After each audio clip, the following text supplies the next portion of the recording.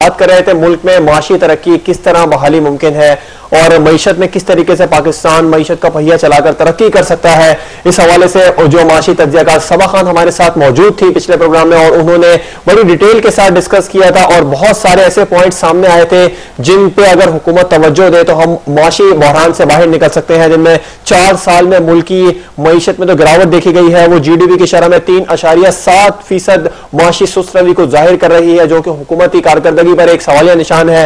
और जो अहम बात एक और सामने आई थी कि मुल्क में कर्जों का बोझ बढ़ता ही चला जा रहा है और इस कर्जों के बोझ को कम करने के लिए हुकूमत की जानिब से किसी भी किस्म के कोई इक़दाम नहीं किए जा रहे हैं, चाहे ये कर्जे बैरूनी हो चाहे ये कर्जे अंदरूनी हो। रुपए की कदर में कमी की जा रही है, नोट मुसलसल छापे चले जा रहे हैं, लेकिन जिसकी वजह से मुल्क की करेंसी जो है वो डाउन होती चली जा रही, नीचे आ रही है। शरह सूद में ज्यादती और सनती पैदावार में कमी की जा रही है, सनतों को जो एनर्जी नहीं दी जाती है और खासतौर पर तवानाई का बहरान एक बहुत बड़ा सवालिया निशान इस हुकूमत के लिए रहा है। गुज़िश्ता 10-15 साल से पाकिस्तान में तवानाई का बहरान शिद्दत इख्तियार करता चला जा रहा है। हमारे डैम्स की लाइफ खत्म हो रही है, लेकिन तवानाई जो मंसूबे हैं उन पर, तवानाई पैदावारी मंसूबे हैं उन पर अमल दरामद नहीं किया जा रहा। अब तक हुकूमत की जानिब से भी किसी भी किस्म के सिर्फ दावे किए जा रहे हैं। और अब भी जो नए वजीर आजम राजा परवेज अशरफ आए हैं उन्होंने ये अहद किया है, चैलेंज किया है कि मैं इस बिजली के बहरान को खत्म करके ही दम लूंगा। उनसे सवाल पूछे जा रहे हैं कि क्या वो भी कोई नई तारीख देने जा रहे हैं। इस पर उन्होंने कहा है कि इस बार मैं तारीख नहीं दूंगा बल्कि खत्म करूंगा। और पाक भारत तिजारत का मुस्तकबिल इस हवाले से भी डिस्कस किया गया था। सबा खान ने आज भी हमें ज्वाइन किया है, उनसे अपनी जो डिस्कशन थी उसको वहीं से कंटिन्यू करते हैं जहां से हमने कल तोड़ा था। सबा खान, प्रोग्राम में एक बार फिर से खुशामदीद कहेंगे। बहुत शुक्रिया आपका। सबा, हमारी मईशत के लिए एक मुस्बत और अहम किरदार बैरून मुल्क पाकिस्तानी अदा कर रहे हैं और जिनके तरसीलात ज़र ने 1970 की दिहाई से अब तक मईशत को बहुत सपोर्ट किया है। क्या हुकूमत इस ट्रेंड को बरकरार रखने के लिए कोशिशें कर रही है? जी जवाब, ये आपने बिल्कुल ठीक कहा कि जो हमारे वर्कर्स रेमिटेंसेज हैं इसकी वजह से हमारी इकोनॉमी को बहुत ज़्यादा सपोर्ट मिलती रही है। और अगर अभी हम ये 11 महीने का डेटा देखते हैं इस फाइनेंशियल ईयर का, तो इसमें जो हमें रेमिटेंसेज आए हैं वो $12.1 बिलियन हैं। और अगर हम लास्ट ईयर से कंपेयर करें कि लास्ट ईयर 11 महीनों में कितने हमारे पास रेमिटेंसेज आए थे, तो 10.1 बिलियन थे। तो इस तरह ये 19.5% का इसमें इजाफा हमें नजर आता है। इससे हम अगर पूरे लास्ट ईयर का देखेंगे उस फाइनेंशियल ईयर में कितने रेमिटेंसेज हमें रिसीव हुए, तो 11.2 बिलियन थे। और इस दफा एक्सपेक्ट किया जा रहा है, क्योंकि अब ये जून खत्म हो रहा है, कि अब कितना इस साल कंप्लीट हमें रेमिटेंसेस कितने रिसीव होंगे, तो वो 13 बिलियन होंगे।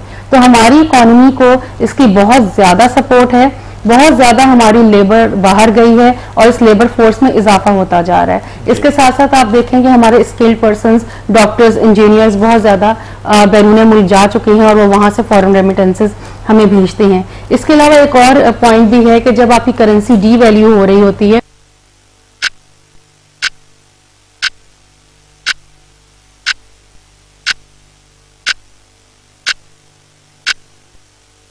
लासानी का अर्क महजल, मोटापे की वजूहात को कम करने के लिए मुअस्सर दवा। लासानी अर्क महजल, वजन घटाएं, सेहत पाएं। अब जदीद प्लास्टिक लेबल और मुकम्मल मालूमाती लिटरेचर के साथ लासानी।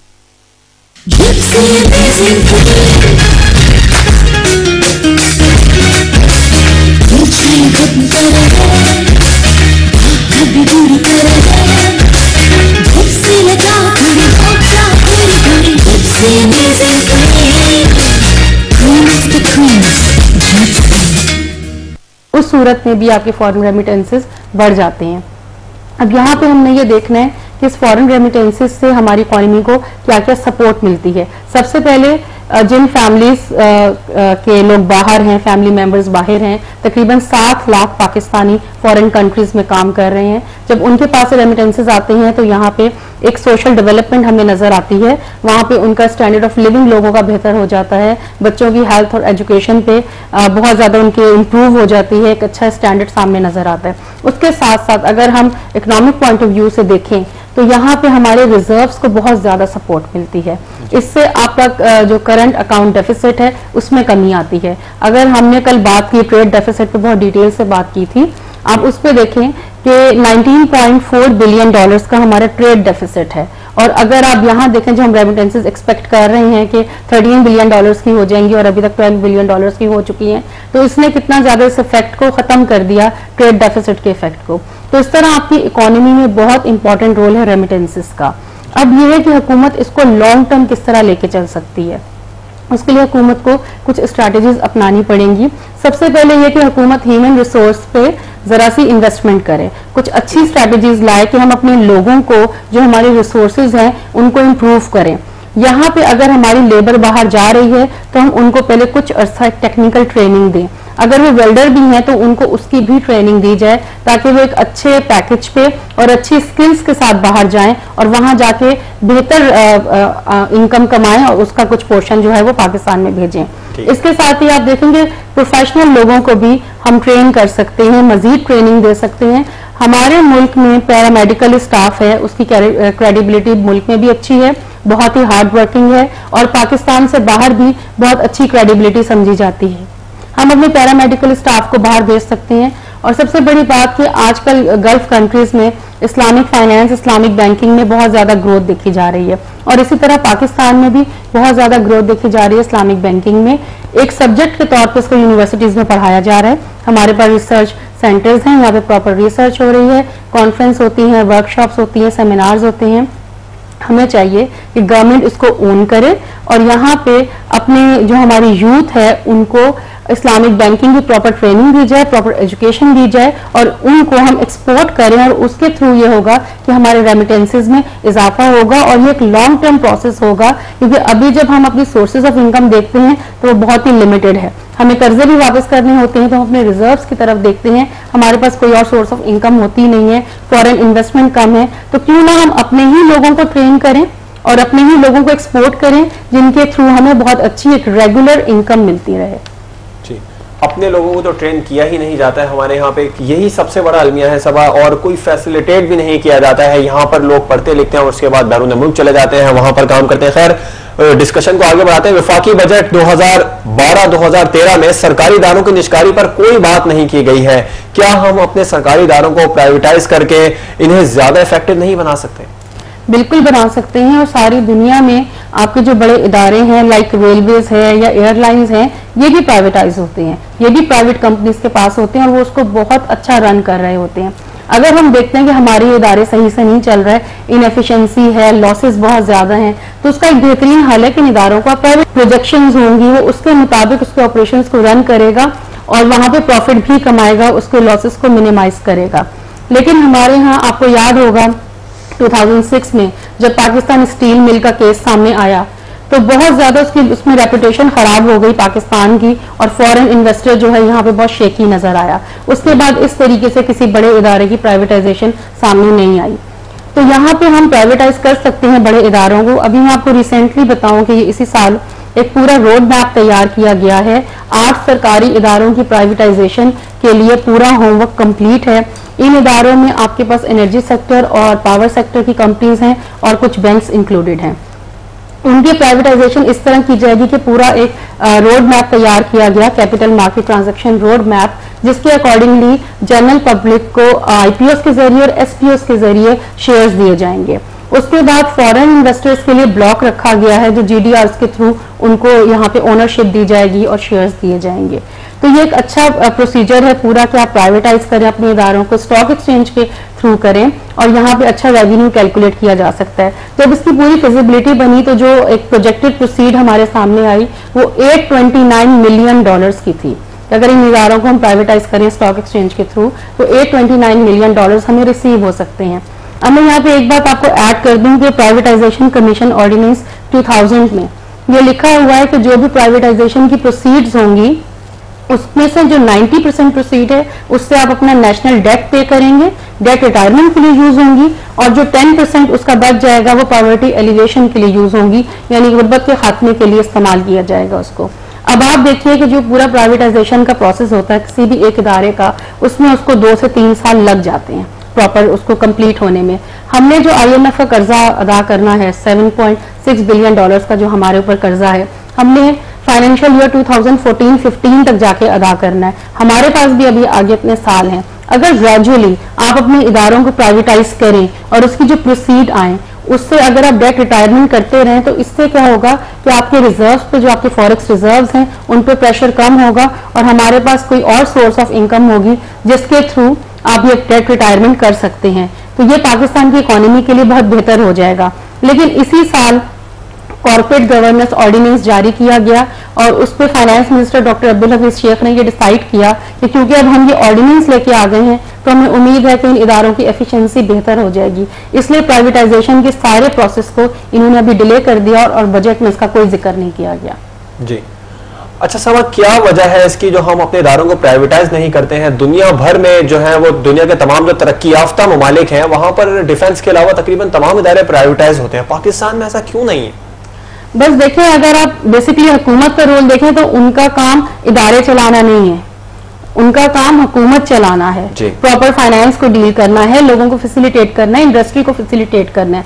लेकिन हमारे यहाँ कुछ इस तरह से मोनोपोली रखी जाती है कि ये इदारे इनके पास हैं। फिर आप जानते हैं जो कुछ हमारे मुल्क में होता है कि उसमें सियासी भर्तियां भी होती हैं, बहुत कुछ होता है, यहाँ पे प्रॉफिट सही से शो नहीं किया जाता, शेयरिंग होती है, काफी ज्यादा ऐसी चीजें हैं। फिर अपने पसंद के लोगों को, आपके सामने OGDCL का केस है कि एग्जेक्टिव लेवल्स पे अपने पसंद के लोगों को बिठा दिया जाता है, फेवरेटिज्म चलता है। तो जब इस तरह की सिचुएशन होती है तो उसमें एफिशिएंसी कहाँ जाती है? जब आपके पढ़े लिखे लोग, प्रोफेशनल लोग पीछे बैठे हुए हैं और सामने जो है वो सिफारशी लोग आ जाते हैं, तो फिर आपके उस इदारे की एफिशिएंसी कैसे सामने आएगी? ये चीज यहाँ पे सोचनी चाहिए हुकूमत को कि अगर आप चाहते हैं कि आपकी इकोनॉमी एफिशिएंटली मूव करे, आपके इदारे सही से प्रोडक्शन दें, आपके लोगों को फैसिलिटेट किया जाए, रेलवे के थ्रू, एयरलाइन के थ्रू प्रॉपर और एक अच्छी सर्विस दी जाए, तो इन इदारों को प्राइवेटाइज कर देना चाहिए। इसका मतलब है माशी तरक्की की राह में जो सबसे बड़ी रुकावट है वो प्राइवेटाइजेशन ही। अगर हम इदारों को प्राइवेटाइज कर देते हैं तो उसके बाद एक बहुत बड़ी करप्शन का जो रास्ता है वो बंद हो जाएगा, फेवरेटिज्म बंद हो जाएगा। आप यही समझती हैं कि यही सबसे बड़ी रुकावट है? देखिए, ये बिल्कुल होगा, प्राइवेटाइजेशन के थ्रू ये होगा कि करप्शन भी खत्म हो जाएगी, फेवरेटिज्म भी खत्म हो जाएगा। लेकिन सबसे इंपॉर्टेंट चीज ये है कि प्राइवेटाइजेशन का जो प्रोसेस है उसमें करप्शन ना हो। स्टील मिल का केस हमारे सामने है, उसके एसेट्स की वैल्यूएशन ठीक की जाए, उसमें कोई चोरी ना हो, वहां पे कोई डबल बुक कीपिंग ना हो, उस तरह के केसेस सामने ना आए। ये फिर सारी दुनिया में आपके मुल्क की क्रेडिबिलिटी को खराब कर देते हैं। और इस वक्त जो हमारे मुल्क में लॉ एंड ऑर्डर की सिचुएशन है, बाहर से कोई फॉरेन इन्वेस्टर आपके मुल्क में नहीं आ रहा, तो इसलिए ये अगर आप अपनी लोकल कम्युनिटी के हवाले अपने इदारों को करना चाहते हैं या स्टॉक एक्सचेंज के थ्रू कुछ शेयर्स आप इस तरह से लॉन्च करना चाहते हैं, IPOs देना चाहते हैं, SPOs देना चाहते हैं, तो बेहतर है कि अपने इदारों को आहिस्ता आहिस्ता करके प्राइवेटाइज करें और उसकी मॉनिटरिंग और उसकी जो पेपर वर्क है, उसकी जो कैलकुलेशन है, वो बहुत ईमानदारी से और एफिशिएंटली की जाए। अभी आपने कहा कि कोई फॉरेन इन्वेस्टर पाकिस्तान में नहीं आ रहा है, बल्कि गैर मुल्की सरमायाकार जो है वो पाकिस्तान से जा रहे हैं, अपना सरमाया निकाल रहे हैं पाकिस्तान से। पाकिस्तान में इस जो गैर मुल्की सरमायाकारी है इसको मजीद कैसे बढ़ाया जा सकता है? जो इन्वेस्टर जा रहे हैं उनको रोका कैसे जा सकता है? देखिए, पहले तो मैं आपको ये बता दूं कि पाकिस्तान में फॉरेन इन्वेस्टमेंट पहले कितनी थी। अगर हम फाइनेंशियल ईयर 2007 में देखते हैं तो फॉरेन इन्वेस्टमेंट में एक साल के अंदर 37% का इजाफा देखा गया था। और अगर उसके बाद हम आज आके 2012 में देखते हैं तो 48% नेगेटिव ग्रोथ हमें नजर आ रही है। इतनी ज्यादा फॉरेन डायरेक्ट इन्वेस्टमेंट जो है वो आपके मुल्क से जा चुकी है।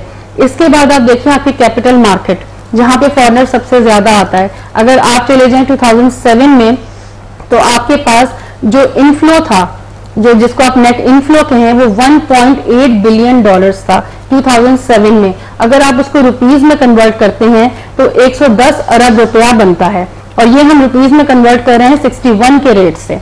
जिस वक्त 61 एक डॉलर जो था 61 रुपीज के बराबर था। अगर आप आज देखते हैं, अगर मैं आपको डेटा बताऊं, 1 जुलाई से लेके 28 जून तक इस फाइनेंशियल ईयर में 173 मिलियन डॉलर्स का आउटफ्लो हो चुका है आपकी मार्केट से, और जब आप इसको रुपीज में कन्वर्ट करते हैं तो वो 16.5 अरब रुपया बनता है। तो ये फॉरेन इन्वेस्टमेंट थी, पोर्टफोलियो इन्वेस्टमेंट थी जो आपके मुल्क से निकल गई।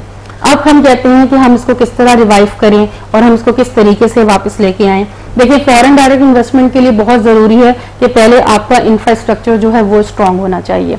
हुकूमत को यहाँ इंफ्रास्ट्रक्चर बनाने पे बहुत ज़्यादा तवज्जो देनी चाहिए। ऑल्दो ये इनके टर्म का आखिरी साल चल रहा है, इलेक्शंस बहुत करीब हैं, लेकिन फिर भी इनको इंफ्रास्ट्रक्चर पे बहुत ज़्यादा जोर देना चाहिए और इसमें कुछ डेवलपमेंट करनी चाहिए।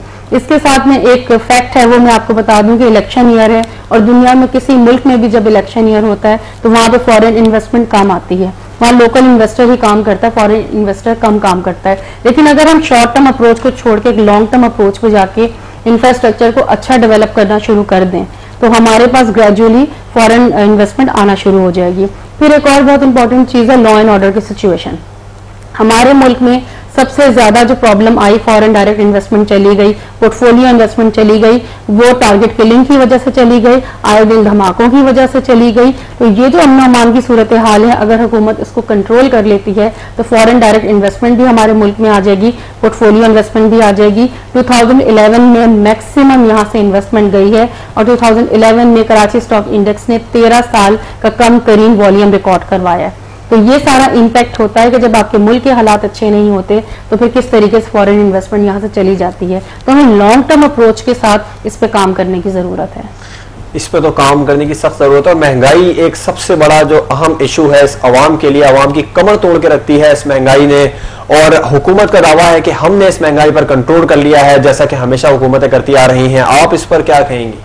आप बिल्कुल ठीक कह रहे हैं, इकोनॉमिक सर्वे में यही कहा गया और बजट तकरीर में भी डॉक्टर अब्दुल हफीज शेख ने इसी तरह कहा कि हमने 10.8% इन्फ्लेशन रेट है और हम इसको बहुत जल्दी सिंगल डिजिट पे भी लेके आ जाएंगे और ये लास्ट ईयर के मुकाबले में बहुत कम है।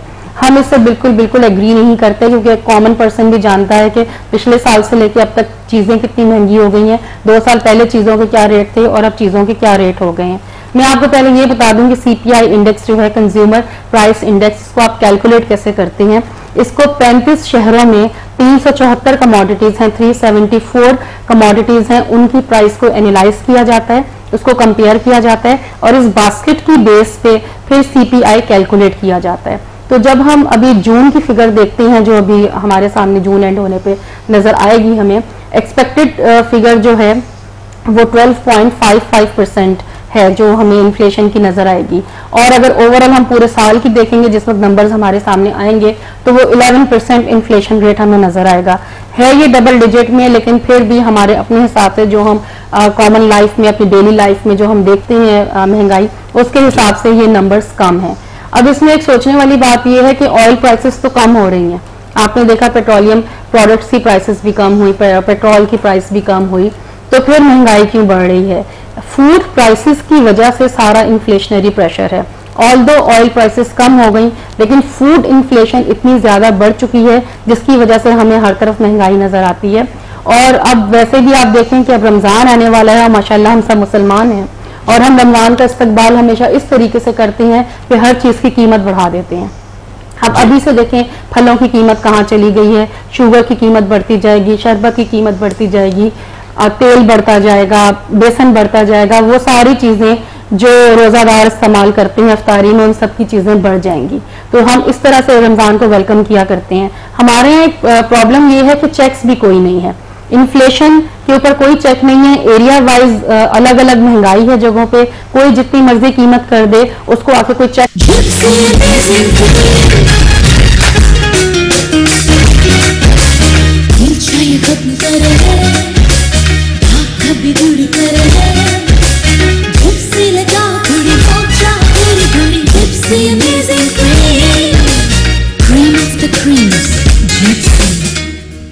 करता, उन पे कोई पेनल्टी नहीं लगती, उनको पकड़ा नहीं जाता, उनको पनिश नहीं किया जाता। अब ये जो हमारे फाइनेंस मिनिस्टर साहब कहते हैं कि जी इन्फ्लेशन को हम कम कर देंगे और सिंगल डिजिट पे ले आएंगे, ये अभी होता नजर नहीं आता। क्योंकि जब हम अपने मैक्रो इकोनॉमिक फैक्टर्स देखते हैं, आप देखें हमारी करेंसी डीवैल्यू हुई है और अभी आगे साल में भी इसके ऊपर प्रेशर रहेगा, क्योंकि अगले साल भी हमने 4 अरब डॉलर्स की पेमेंट करनी है आईएमएफ को, उसकी वजह से हमारे रिजर्व्स पे प्रेशर रहेगा। और जब जब आपके रिजर्व्स पे प्रेशर रहेगा, आपने डेट रिटायरमेंट करनी होगी, रुपये डीवैल्यू होगा और रुपये के डीवैल्यू होने से महंगाई बढ़ती है। दूसरी चीज, आपका इंपोर्ट बिल बढ़ रहा है, थ्रू आउट इंपोर्ट बिल बढ़ता जा रहा है ग्रेजुअली, जिस तरह आप उसको देख रहे हैं। इंपोर्ट बिल बढ़ने की वजह से भी आपकी महंगाई बढ़ेगी। आपका इंटरेस्ट रेट 12% पे है। जब डिस्काउंट रेट आपका डबल डिजिट में होगा, आपकी इंडस्ट्रीज नए प्रोजेक्ट्स नहीं लगाएंगी। जब नए प्रोजेक्ट्स नहीं लगाएंगी और उसी इंटरेस्ट रेट पे वो काम करेंगी जो उन्होंने ऑलरेडी लोन लिए हुए हैं, उसकी वजह से उनकी कॉस्ट ऑफ प्रोडक्शन ज्यादा रहेगी। कॉस्ट ऑफ प्रोडक्शन ज्यादा रहेगी तो जो प्रोडक्ट मार्केट में आएगा उसकी कीमत भी ज्यादा होगी। इसके साथ जो हुकूमत बोरिंग कर रही है, 1231 बिलियन रुपीस की बोरिंग कर चुकी है यहाँ जो हमारा डोमेस्टिक बैंकिंग सिस्टम है, इसकी वजह से भी महंगाई पे बहुत ज्यादा असर पड़ता है। महंगाई बढ़ रही है और नेक्स्ट ईयर भी, क्योंकि जो नेक्स्ट ईयर का आपके पास फिस्कल डेफिसिट है उसको पूरा करने के लिए भी 1185 अरब रुपए का फिस्कल डेफिसिट होगा, उसको पूरा करने के लिए भी बैंकों से बोरिंग की जाएगी, तो महंगाई उसी तरह कायम रहेगी। एक और बहुत इंपॉर्टेंट चीज है जिस पे लोग डिस्कस नहीं करते, वो ये कि हमारे यहाँ डायरेक्ट टैक्सेस से डबल है इनडायरेक्ट टैक्सेस। आप कोई कमोडिटी बाजार से परचेज करते हैं, आप एक जूस का पैक भी लेते हैं तो उसमें आप उसकी ओरिजिनल प्राइस के साथ टैक्स पे कर रहे होते हैं। तो जितने ज्यादा हमारे मुल्क में इनडायरेक्ट टैक्सेस लगते चले जाएंगे, महंगाई कभी कंट्रोल नहीं होगी, महंगाई बढ़ती जाएगी। तो जिस तरह कहा जा रहा है कि जी नेक्स्ट ईयर आपको सिंगल डिजिट पे नजर आएगा इन्फ्लेशन रेट, तो हमें ये होता हुआ नजर नहीं आ रहा। अच्छा, महंगाई कम तो होना एक नामुमकिन सी बात है। अगर महंगाई को ये हुकूमत, कोई भी हुकूमत हो, स्टिल कर दे अगले 5 साल के लिए, एक पॉलिसी सामने आई थी, गुज़िश्ता दिनों में इस तरह की बात हो रही थी कि महंगाई को अगर स्टिल कर दिया जाए, रोक दिया जाए, तो फिर इस पर काबू पाया जा सकता है। फॉर एग्जाम्पल, एक ये प्याज की कीमत आज अगर 10 रुपए किलो है तो 5 साल बाद भी इतनी हो तो भी काफी है, जो महीनों की रफ्तार में बढ़ रही है। इस पॉलिसी पर अगर अमल किया जाए तो क्या महंगाई की शरह पर काबू नहीं पाया जा सकता? महीनों में नहीं, दिनों में बढ़ रही है महंगाई, और आप इस पे सही कह रहे हैं, काबू पाया जा सकता है। उसमें हुकूमत का कंट्रोल बहुत जरूरी है, उनको स्ट्रिक्टली वॉच करना बहुत जरूरी है। और एक इसका तरीका है कि अगर आप रिटेल लेवल पे मार्जिन्स को कैप कर दें कि आप इससे ज्यादा मुनाफा नहीं लेंगे, एक प्रोडक्ट पे अगर आपने 10% लेना, बस 10% लेंगे, आप उस पर जाके 20% नहीं लेंगे। अगर उसके मार्जिन्स को कैप कर दिया जाए तो क्या होगा कि इन्फ्लेशन जो है वो एंड कंज्यूमर तक नहीं पहुंचेगी। तो आप उसको इस तरीके से कंट्रोल कर सकते हैं, लेकिन इसके लिए बहुत ही स्ट्रिक्ट मैनेजमेंट चाहिए जो हमारे मुल्क में नॉर्मली नहीं होती।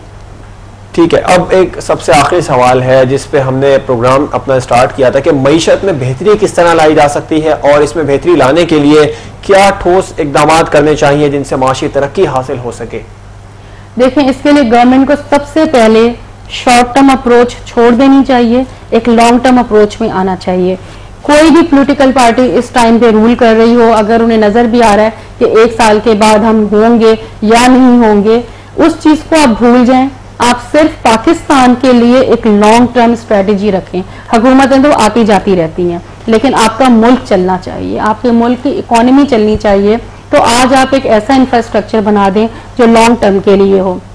हुकूमत पे को 2 चीजों पे सबसे पहले जोर देना चाहिए, एक आपका बेसिक इंफ्रास्ट्रक्चर उसको डेवलप करना चाहिए, दूसरा इंटरेस्ट रेट को कम कर देना चाहिए। इंफ्रास्ट्रक्चर आप कहाँ डेवलप कर सकते हैं? सबसे पहले आप अपनी एजुकेशन के सिस्टम को स्ट्रॉन्ग करें। आप लॉन्ग टर्म के लिए सोच रहे हैं, एजुकेशन का इंफ्रास्ट्रक्चर स्ट्रॉन्ग करें, हेल्थ का इंफ्रास्ट्रक्चर आप स्ट्रॉन्ग करें। बहुत ही बदकिस्मती है हमारे मुल्क की ये कि जब भी बजट आते हैं, इस दफा भी हमने 1 जून को जो बजट देखा उसमें हेल्थ और एजुकेशन के लिए, चाहे वो फेडरल बजट था या सूबाई बजट था, बहुत ही कम उसमें पोर्शन रखा गया।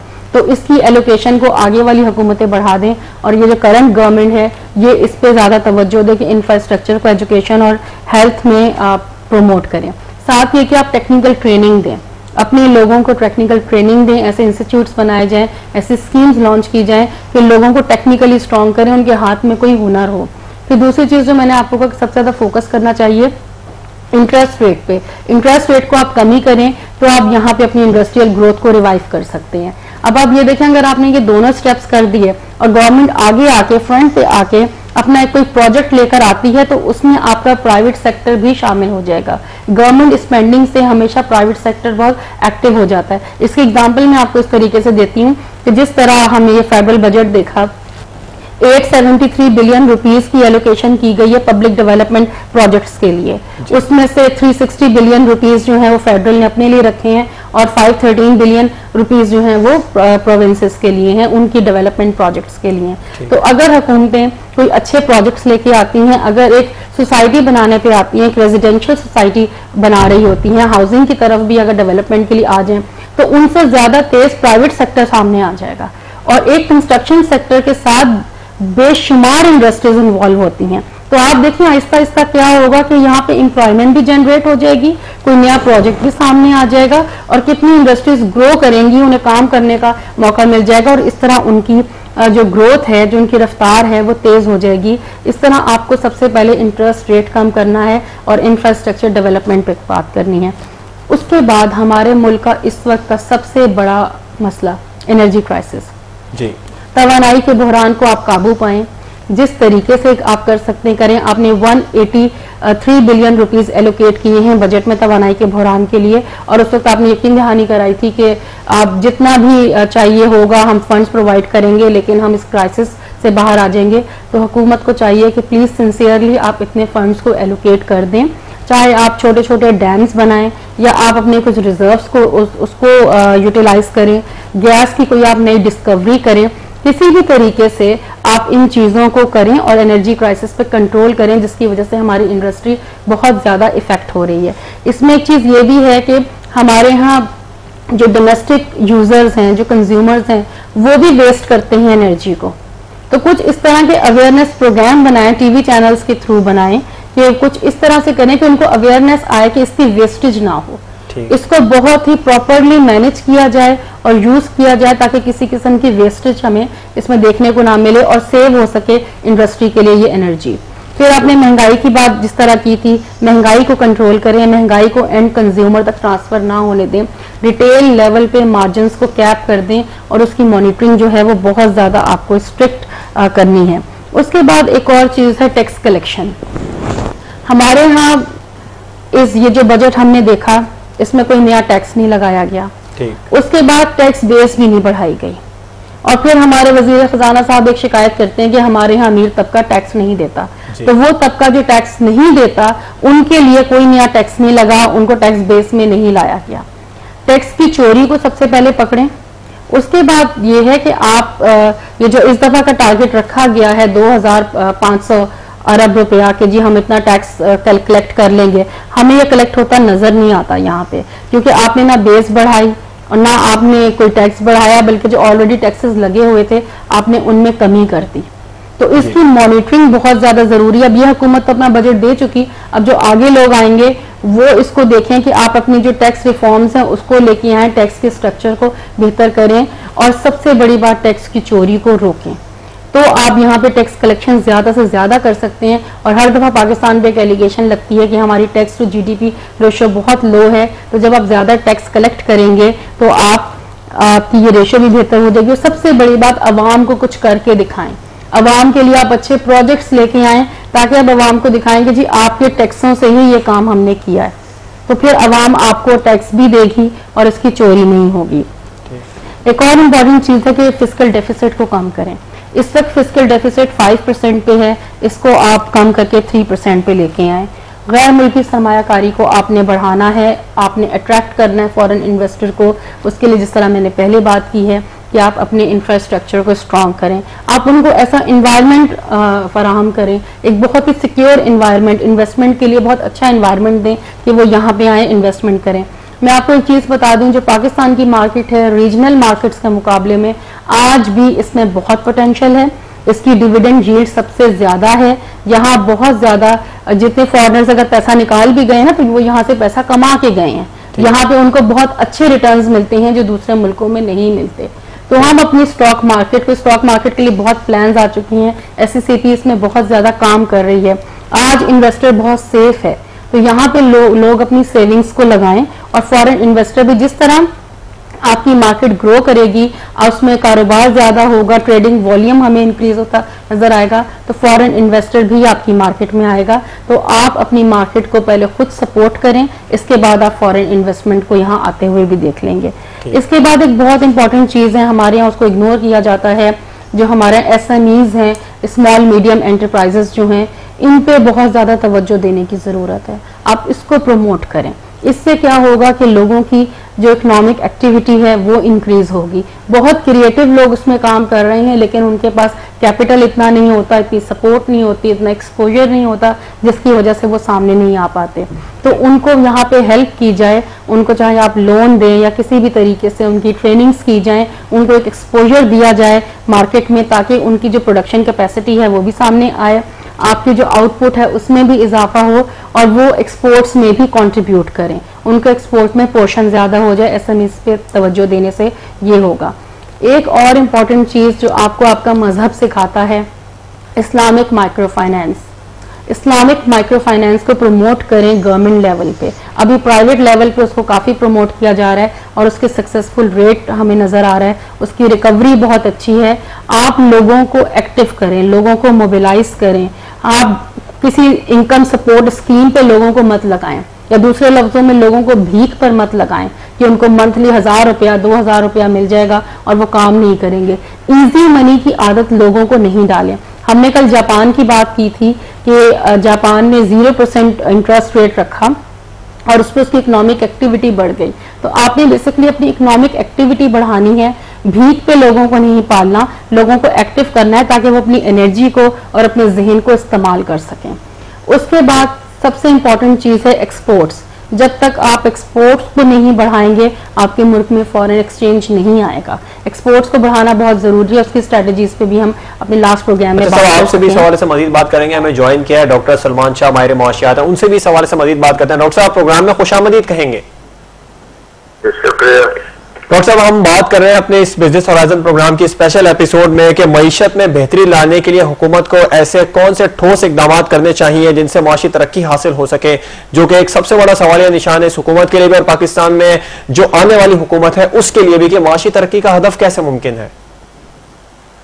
सबसे पहले तो लोड शेडिंग को पर काबू पाने की जरूरत होगी और उसका कोई इतना मुश्किल तरीका नहीं है कि जितने भी इस वक्त आपके जनरेटिंग स्टेशन हैं उनको आप ईंधन प्रोवाइड करें जिसमें फर्नेस ऑयल है मेजर ईंधन, और उनको फुल कैपेसिटी पे चलाएंगे तो लोड शेडिंग जो है वो उसकी जरूरत नहीं रहेगी। और लोड शेडिंग खत्म होगी तो इंडस्ट्री एग्रीकल्चर का पहिया जरा तेजी से घूमेगा। हो सकता है इन्वेस्टमेंट कुछ बेहतर हो जाए, टैक्स कलेक्शन बेहतर हो जाए और जनरली जो इस वक्त इम्बैलेंसेज हैं उसमें बेहतरी आ सकती है। और ऊपर से एक जो पॉजिटिव चीज है कि दुनिया में तेल की कीमतें कुछ अब थम रही हैं, गिर गई हैं और 23-24% गिर चुकी हैं, तो उसका बेनिफिट जब तेल और पेट्रोल की प्राइसेस में आएगा और आपकी ये पेट्रोल प्राइसेस नीचे आएंगे तो उससे एक तफाके दर भी नीचे आएगा और इकोनॉमिक एक्टिविटी में कॉस्ट ऑफ डूइंग बिजनेस जो है वो कम होगी, तो वो भी एक पॉजिटिव एलिमेंट बन सकता है। ठीक है। तो अगर गवर्नमेंट एक नियति से काम करे तो मुश्किलात जो है वो काबू में आ सकती हैं शॉर्ट रन में, और उसके बाद फिर आपको दरमियानी मुद्दत के काम करने पड़ेंगे, प्राइवेटाइजेशन करनी पड़ेगी, सफेद हाथियों के सारे खत्म करने पड़ेंगे, सब्सिडीज नीचे लानी पड़ेगी, पब्लिक सेक्टर डेवलपमेंट प्रोग्राम है उसमें बदनवानियां खत्म करनी पड़ेंगी। ठीक है। तो बाकी चीजें जो है वो बड़े बड़े डैम्स हैं उनकी कंस्ट्रक्शन शुरू करानी पड़ेगी ताकि बिजली की कीमतें नीचे आए और अफोर्डेबल।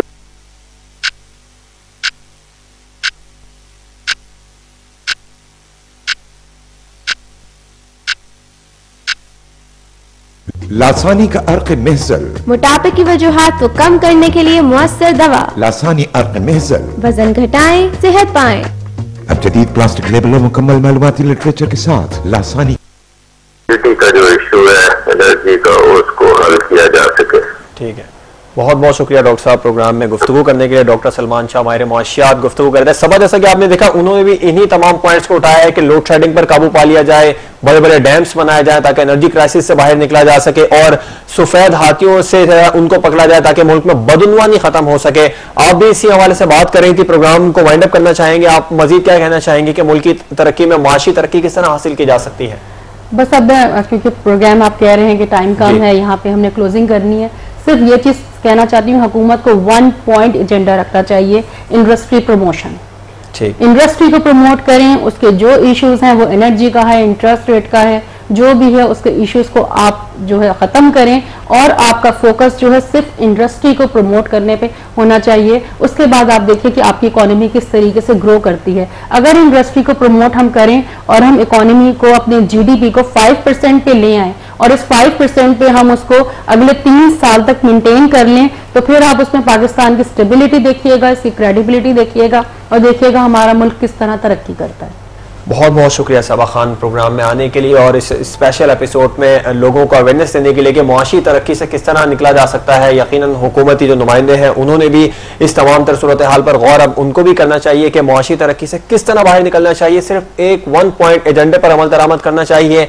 मईशत इंडस्ट्री को किस तरीके से आगे बढ़ाना है, इसको फोकस करना चाहिए हुकूमत को। और ये याद रखा जाए कि हुकूमतें तो आती जाती रहती हैं, मुल्क कायम रहना चाहिए। एक ऐसी पॉलिसी तश्कील देनी चाहिए जो आने वाली हुकूमतों के लिए भी और अवाम के लिए देर पा हो और अवाम के लिए ठीक साबित हो। कोई ऐसी पॉलिसी अपनानी चाहिए जिसका मुस्बत रद्द-ए-अमल सामने आए, ना कि मनफी रद्द-ए-अमल सामने आए और मुल्क चलता रहे। ये मुल्क है तो हम सब हैं। विजय सौरादन से आज तक के लिए इतना ही, इजाजत दीजिए। अल्लाह हाफिज।